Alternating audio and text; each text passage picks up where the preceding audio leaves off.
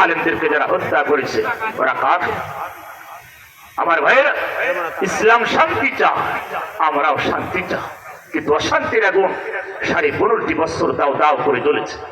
আমাদের বুকের উপর থেকে বড় একটা পাথরকে সরাই দিয়ে আল্লাহ পাক আমাদের বুককে হালকা করে দিয়ে ঠিক যেই পাথরটা ইন্ডিয়ার পাথর ঠিক ইন্ডিয়া জায়গায় ফিরিয়ে দিয়েছেন। কথা বলে ঠিক যে মহান আল্লাহ পাক এত বড় পাথরটাকে 15.5 বছরের রাস্তা লম্বা পাথর আমাদের বুকের উপরে চেপে বসেছিল, যে মহান আল্লাহ পাক আমাদের বুকটাকে খালি করে দিয়েছেন। এই জন্য সে মহান আল্লাহ পাকের দরবারে আমরা শুকরিয়া আদায় করি। আর একবার জোরে বলে আলহামদুলিল্লাহ। মুফতি আমির হামজা আসে না এরকম কোন সন্দেহ আছে? আপনারা বুঝতে পারছেন আসছে নাকি? সম্মানিত ভাইয়ের আমার, এখানে প্রাকৃতিক দুর্যোগের কারণে দেরি, তাছাড়া আমাদেরও নয় এবং কলিমুদ্দিন সাহেব মেম্বার কলিমুদ্দিন সাহেবের মানে তার কোনো অবহেলা নাই। কথাকে বুঝতে পারছেন? সম্মানিত ভাইয়েরা, যারা বাইরে আছেন ভিতরে চলে আসুন, যারা বাইরে আছেন ভিতরে চলে আসুন। আজকের এই মাহফিল আপনারা জানেন অনেক কষ্ট করে তিনি মাহফিলটাকে আবার সাজিয়েছে। সম্মানিত ভাইয়েরা আমার, ক্ষণিকের এই পৃথিবীতে চিরদিন থাকবো না। বাবা কবরে চলে গেছে, মা চলে গেছে, দাদা দাদি নানা নানি আত্মীয় স্বজন কবরে চলে গেছে, কেউ কোনোদিন ফিরে আসবে না। বাবার কবরে সন্তান যাবে না, সন্তানের কবরে বাবা যাবে না, মায়ের কবরে মেয়ে যাবে না। আমার ভাইরা, স্ত্রীর কবরে স্বামী যাবে না, স্বামীর কবরে স্ত্রী যাবে না। পৃথিবীতে কেউ কারোর কবরে যাবে না, যাবে শুধু আমল। জোরে বলেন কি? যাবে শুধু আমল। আমল আছে জান্নাত আছে, আমল নাই জান্নাত নাই। আমলের উপরে বিশেষ করে আমার আল্লাহ জান্নাত দেবে। জোরে বলুন সুবহানাল্লাহ। আল্লাহ পাক বান্দার আমল দেখবে, চেহারা দেখবে না, আমল দেখবে। আমল আছে, জান্নাত আছে। মানুষ মৃত্যুবরণ করার পরে তার সব আমলের দরজা বন্ধ হয়ে যায়। নবী বলেন, মানুষ মৃত্যুবরণ করার পরে তার সব আমলের দরজা বন্ধ হয়ে যায়, কিছু আমল চালু থাকে, সেটা সাদাকাতুল জারিয়া, নেক সন্তান, মসজিদ মাদ্রাসা, ভালো ভালো কাজ। আমার ভাইয়েরা, গোমস্তুপুরের ভাইয়েরা, এমন কোন আল্লাহর গোলামকে আমি এই ময়দানে পাবো না। সময় নষ্ট করবো না।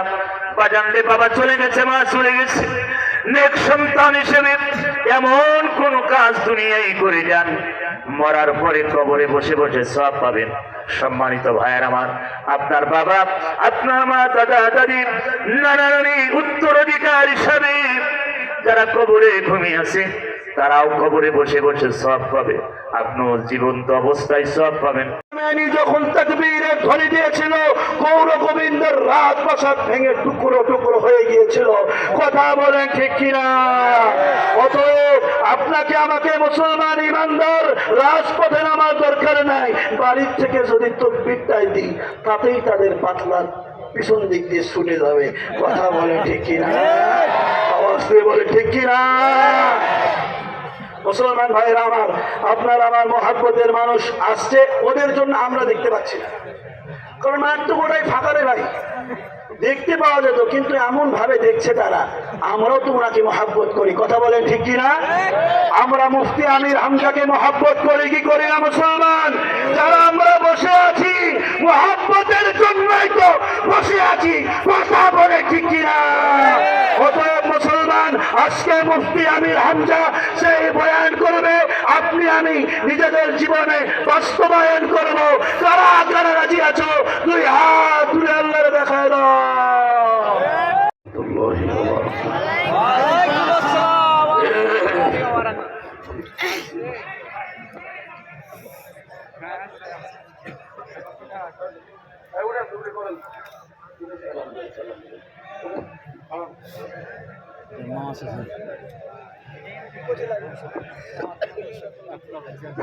সম্মানিত উপস্থিতি, এ পর্যায়ে আপনাদের সামনে সংক্ষিপ্ত আকারে কথা রাখছেন আমাদের অত্র অঞ্চলের বিশিষ্ট সমাজসেবক, বিশিষ্ট শিক্ষাবিদ, আমাদের একান্ত অভিভাবক ডক্টর মিজানুর রহমান, জ্যেষ্ঠ প্রভাষক, রহনপুর PM আইডিয়াল কলেজ।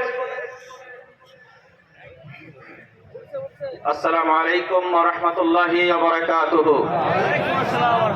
আলহামদুলিল্লাহি রাব্বিল আলামিন, ওয়াসসালাতু ওয়াসসালামু আলা রাসূলিহিল কারীম وعلى آله وأصحابه أجمعين